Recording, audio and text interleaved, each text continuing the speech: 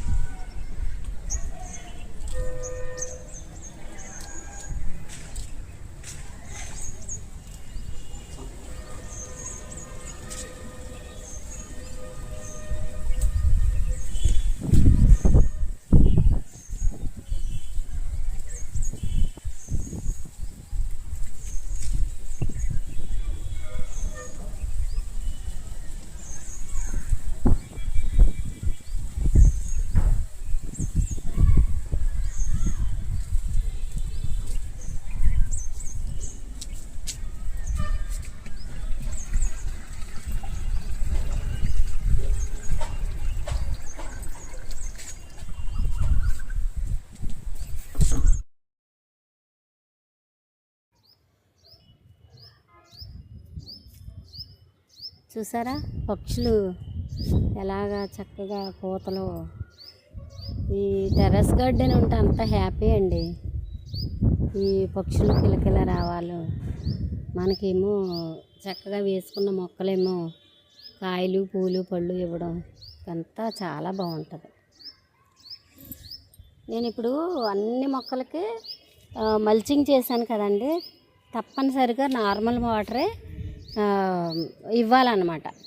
ఎందుకంటే మనం మల్చింగ్ చేసిన గానుగ పువ్వు దానిలోంచి చక్కగా పోషకాలు దిగుతాయి మొక్కకి. అందుకని తప్పనిసరిగా నార్మల్ వాటరే మనం ఇవ్వాల్సి వస్తుంది. ఇప్పుడు నేను నార్మల్ వాటరే ఇస్తున్నాను.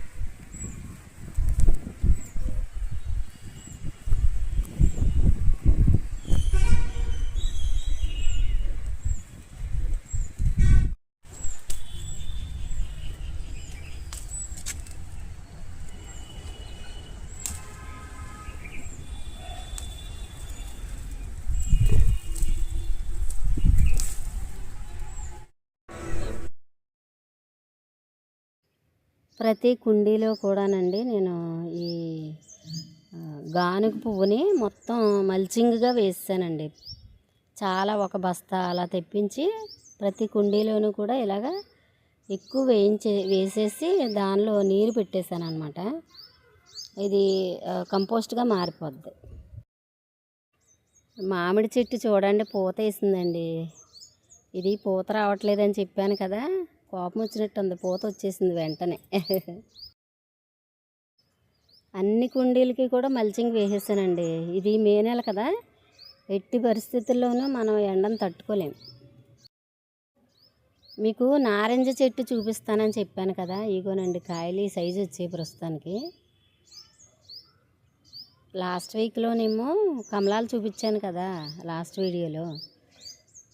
ఇదిగో నారింజ కాయలు అయితే చాలా వచ్చాయి. కమలాలు అయితే మాత్రం కొమ్మకి 1-2 కంటే ఎక్కువ మిగలలేదండి. మరి పూత అయితే చాలా వచ్చింది కానీ కాయలు మాత్రం 1-2 మాత్రమే ఉన్నాయి.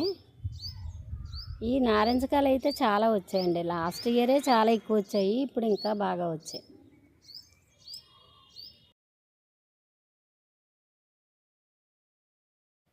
చూసారా ఎంత బాగున్నాయో. టేస్ట్ అయితే సూపర్ అండి, ఎందుకంటే ఇది వడ్లమూడి నారింజ కాబట్టి చాలా తీపి పులుపు కలిగిన రుచితో చాలా బాగుంటాయి. ఎందుకంటే లాస్ట్ ఇయర్ తిన్నాం కదా, కాకపోతే అప్పుడు చిన్న బాల్ సైజులో మాత్రమే పండిపోయేవి. ఇప్పుడు ఇంకా కేర్ తీసుకోవాలి సైజు పెరగడానికి.